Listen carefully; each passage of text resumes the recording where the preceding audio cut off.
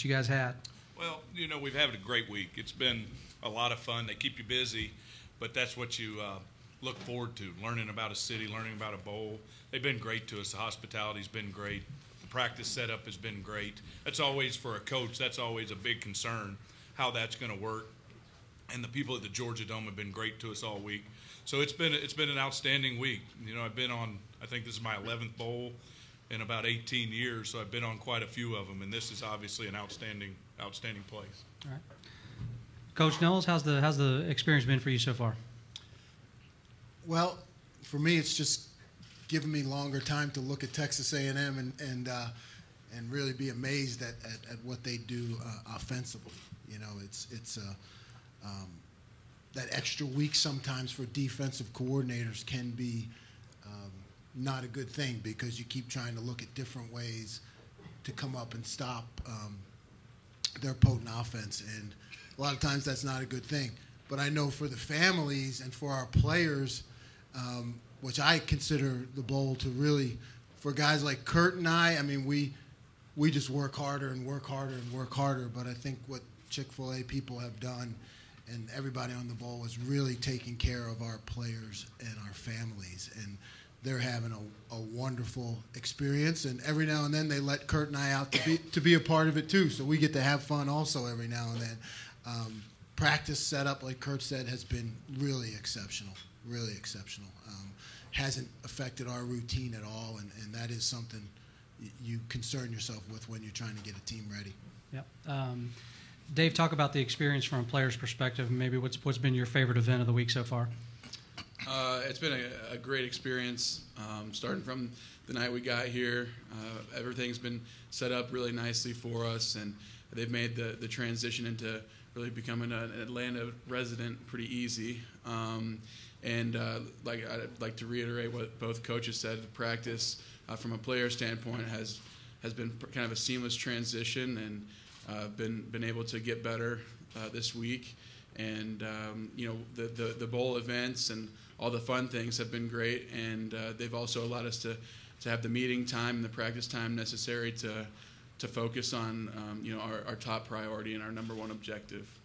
All right, Kenny, we need somebody to break down what happened in the basketball skills competition last night. So that was part of the battle for the Chick-fil-A belt, during bowl week, and we had a few of our guys with Jamison Crowder and Isaac Blakely and quarterback Anthony Boone and Devon Edwards versus Johnny Manziel and a few other of their players. And it looks like we were going to win that thing. Isaac had a nice slam dunk to start it off. Devon had the free throws and all that, and then they gave the ball to Texas A&M, and it was their turn. And Johnny Manziel, runs up there. He goes up for the layup, and he missed. we covered that in the first session, believe me. But that kind of cost them some time, But they rallied back, and they ended up. At first, the lady said that we won. But then I guess somebody back there from Texas A&M had something to do with that, and they changed the tally, so they won. But it's all good. We still have 2 more events today. We got the Andretti car racing. Looking forward to that. We got some speedsters on the Duke Blue Devils squad, and then we have the Family Feud to top it off. All right. Well, we're going to expect a lot of you guys on the go-kart track tonight, so let's look to tie it up. All right. With that, we'll go ahead and open it up for questions. Again, raise your hand. We'll get a microphone to you. All right, let's go. We're going to go right here, and then we'll go over here. This is for Coach Knowles and Kenny. You guys have seen some mobile quarterbacks this year, but none more so than Johnny Manziel. What's the defensive strategy going to be to limit his kind of wild scrambling ability? All right. Well, obviously, this is my defensive coordinator right here, so he's. But you'll be playing. I'll be playing, but I will not be making any tackles. He'll be living vicariously through me. So basically, Coach Knowles' philosophy on this, and Coach Petrie and all is telling us, especially on the D line, is just collapse that pocket. Make sure that he does not have a scramble lane, because we know that Johnny Manziel, like you said, is a mobile quarterback, and he likes to get out of the pocket, scramble, and make plays, put on a show. So we just got to make sure that we get in there and get some power rushes, keep the upfield shoulder, and just make sure that he stays right there in that pocket and keep lockdown coverage in the back end. Yeah, he's the best, obviously, that I think anyone has seen in our profession at ad-libbing and extending plays. We usually talk about 5-second plays, and we're able to count many occasions during the games that he plays where the plays become 10 seconds long, and particularly on our back end. Kenny's right. We have to work hard on our contain rush and really change it up with different people spying and triggering at different times and certain delayed type of blitzes that maybe can predict which way he's going to go, but it's so hard with him because he is so dynamic. But the most important part is in the back end is to get those guys not to be watchers. Don't watch the paint dry in the back. I mean, because he does put on a great show, but our guys need to cover in the back. They need to cover in the back and let the people up front chase him all over. So we'll be playing plenty of guys because that's the other key to it too, is you got to stay fresh because people have to chase and run, and those plays can become 10 seconds long. All right, looks like we're going to go right here. This is for Dave. You guys have had a couple of personnel losses on offense with Jalay Duncan and Perry Simmons. Any concerns about the running game being as effective as it had been before without those guys, and what can you do to ensure that this is good? Obviously, those guys have been major role players in our offense and the success that we've had this season. But one of the things we've been talking about all year is the depth that we have in both the offensive line and the running back position, calling the running backs, our stable of running backs. And so we're confident in the abilities of Josh Snead and Jawan Thompson to come in there and carry the load. They're confident in their abilities as well. And then as far as the offensive line is concerned, Lucas Patrick has been our sixth man all year long, filling in for me quite a bit, coming in at tackle positions. Really the only position he hasn't played is center, but he's been taking reps at that in practice. And so he's done a great job of filling in for Perry at right tackle. And then as far as his backup, we've just been shifting some people around, me included. And so we've got guys that are ready to step up to the challenge, a lot of experienced offensive linemen that won't be fazed by a position change during the game. All right, Bruce? Coach Knowles, who in your career does Johnny Manziel most remind you of in terms of what he can do, extending plays and the pressure it puts on you guys? Well, I wouldn't say in my career, but when I was a kid, I was a Minnesota Vikings fan. And that's a long story because I grew up in inner city Philadelphia, but I ended up being a Vikings fan. And there was a guy, all of us old-timers will remember Fran Tarkington. And I was just amazed as a kid at the way he ran around and extended plays at a time when that was very unique and different. And now we have an era of running quarterbacks, but defending Johnny is completely different because these are not called runs most of the time. It's just him ad-libbing and making plays. It becomes more of like basketball on the football field, and you have to have. And having one guy for him is not enough. You need to really have two to have a chance, and like I said, try to pressure him in different ways. But the first guy that comes to mind really is Fran Tarkington. I guess that goes deep back to me when I was a kid, and loved watching him, and he was extremely successful at doing it. And Johnny Manziel is the best that I've seen as a coach or player. All right, here in the back. Kurt, how much are you trying to soak in the final couple of days with your Duke family before you head off to Gainesville? It's been a great 6 years. I told the players this the other day, it's been the most magical season I've ever been a part of, and I've been a part of a national championship season. But this group of guys, I think what we all enjoy the most is the friendships that we create. And there is a coach-player relationship, but these guys are my friends, and I'll stay close with these guys for a long time. So I'm going to miss them. That's really what it gets down to. I think you try to enjoy every day with these guys the same. I haven't really put it in those terms in my mind of soak it in, but I'm just going to miss being around this group of offensive players and quarterbacks. I think if Dave was staying, it would be harder, but he's walking out the door with me. But I tell you what, it's been a great group of guys. I love them. I love them to death. I'll visit him in Gainesville as well. So. Right here in the front. Yeah, Jim, could you just talk about how satisfying is it for you to be sitting here with Kenny after all he's gone through and have him enjoy the success this season with you guys? You know, I look at Kenny and Anunike and I see our program. I mean, you can look into his eyes. You can look at what his body has been through, and you see Duke football. You see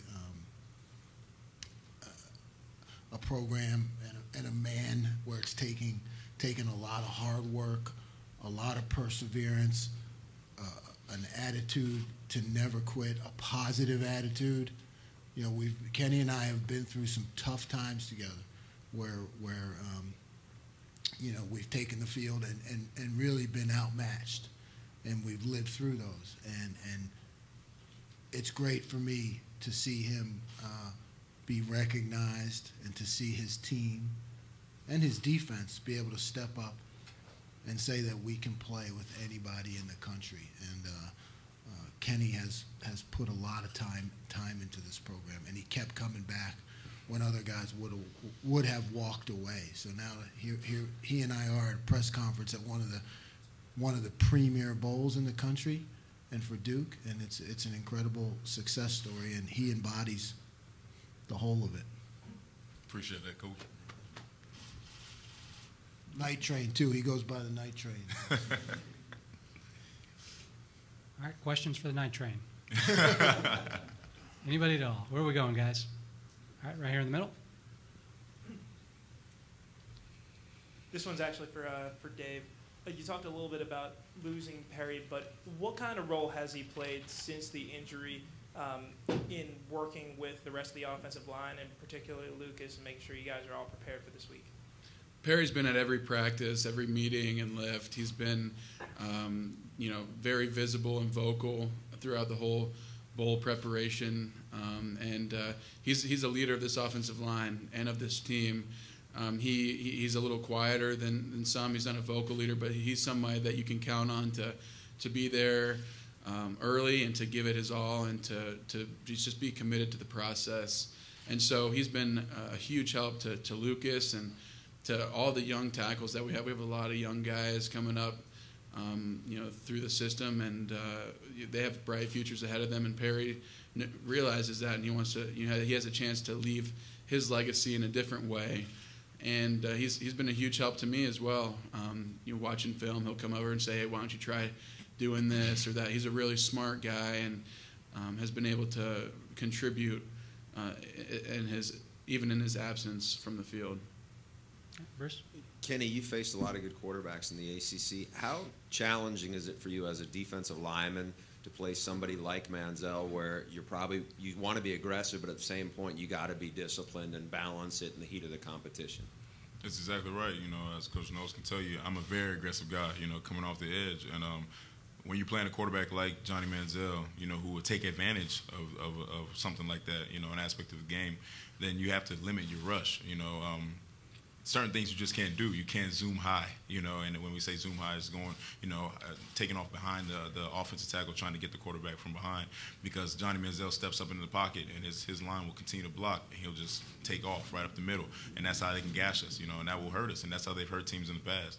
So Coach Knowles and Coach Petrie always talk about leveling your rush. So when you get to the level of quarterback, try to use a long arm and try to get back into his face, and you just have to coordinate with your other defensive linemen.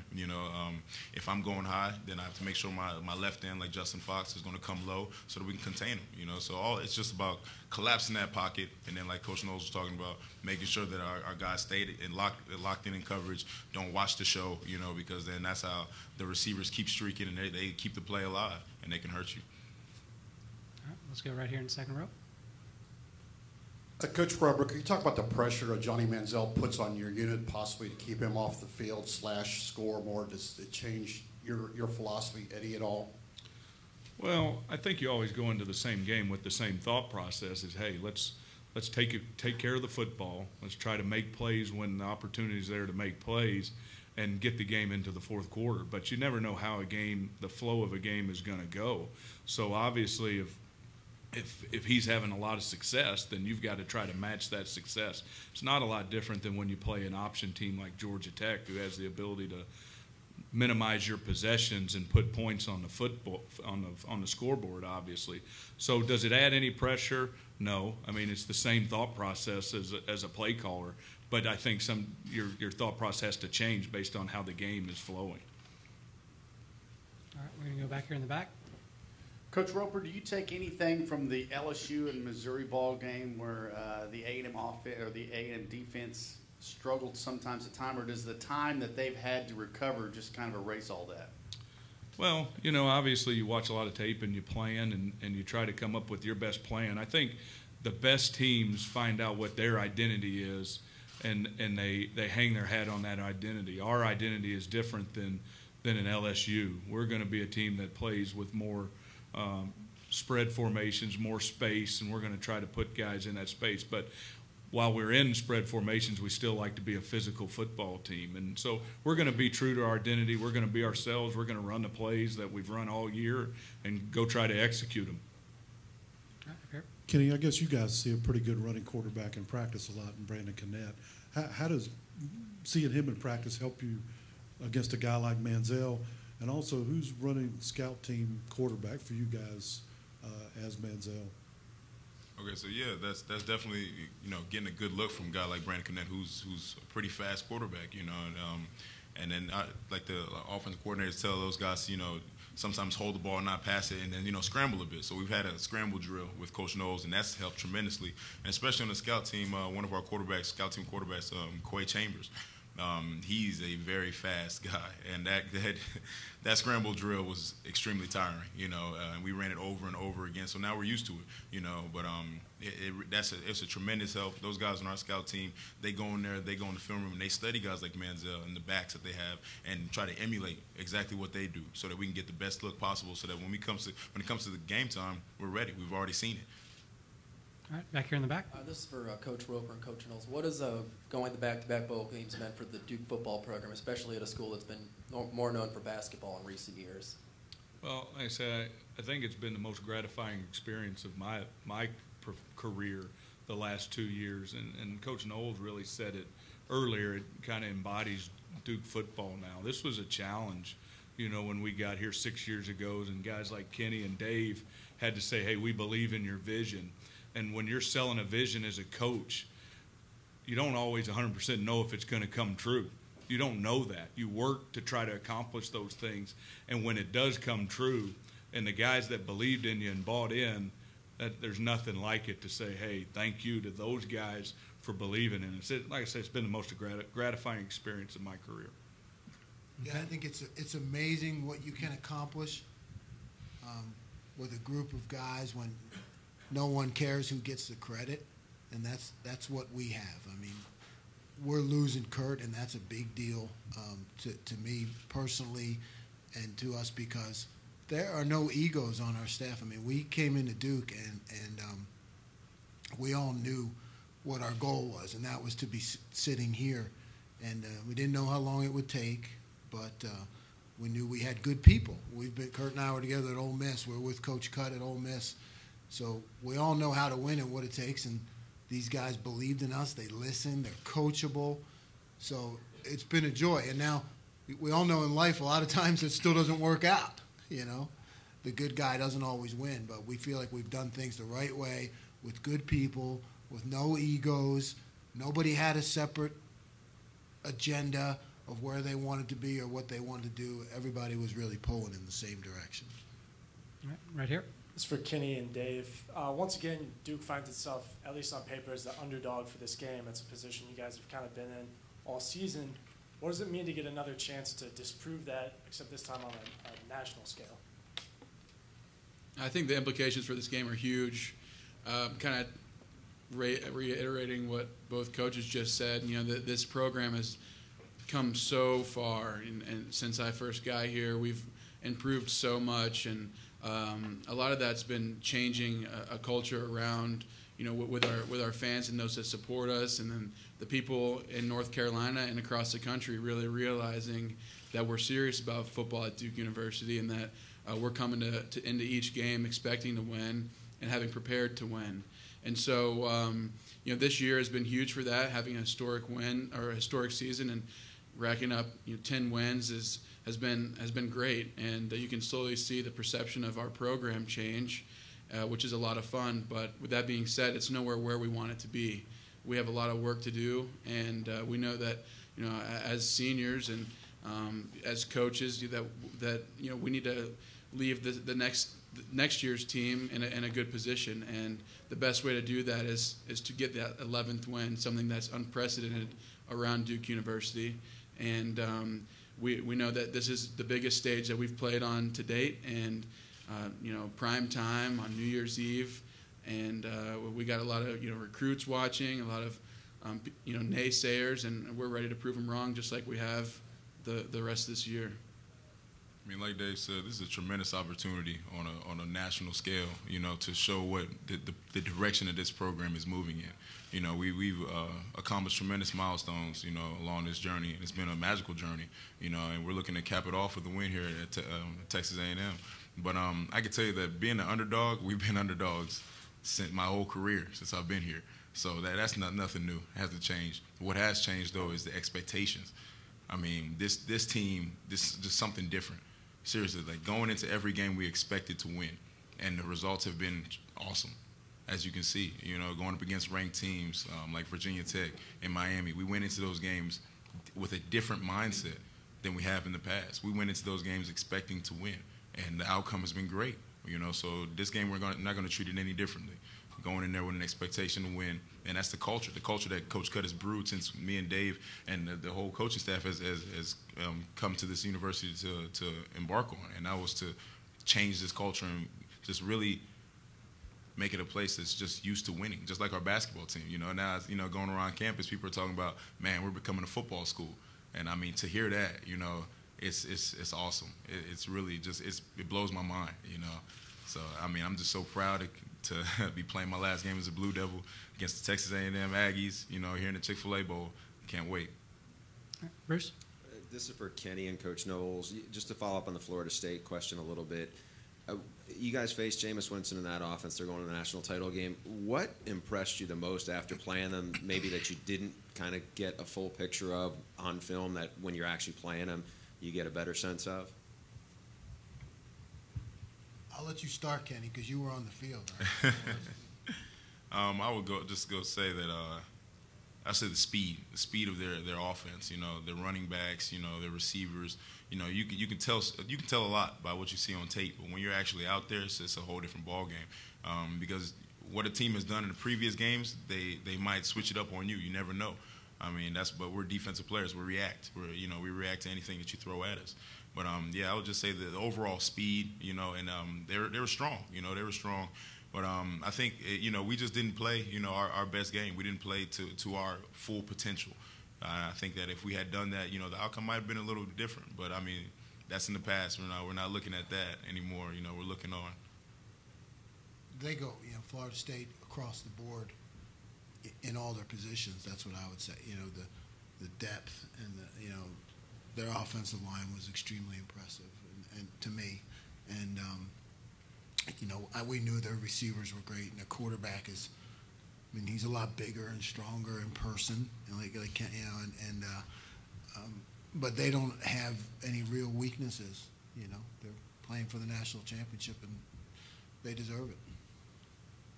All right, time for a couple more. We're going right here in the middle. This is for Coach Roper and Coach Knowles. Playing in a dome sometimes changes the pace and the tempo of a game. In what ways do you think that favors your team, and in what ways do you think that could favor Texas A&M? Well, I don't see the tempo being much different than what we've done all year.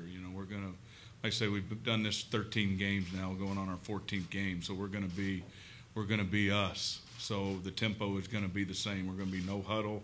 We're going to be at times really fast. We're going to be at times a little bit slower, but we're going to play with some tempo in this game. So I think the only benefits that you see is after playing 13 straight games is our guys have a comfort of what we're asking them to do. Yeah, I think we have a beautiful new indoor at Duke, and being in the Dome does feel a lot like all the practices that Kurt and I had, where our offense goes and can go as fast as anybody in the country, and we were able to work a lot of things out defensively, as Kenny can tell you, in terms of getting lined up, getting in the right place, not giving the offense anything because of how we practice. I mean, if you've seen our practices, they all feel very much like they're in a controlled dome, almost laboratory kind of environment, because it's extremely fast-paced and it's nonstop, and there's music playing and blaring at all times. Guys like to make fun of me because I always like to yell out on the field and tell guys what to do, and you can't do that anymore. But we've prepared for that because we blare music all the time and we go indoors a lot. So I think we're real prepared for this opportunity. All right, where are we going? Right here in the middle.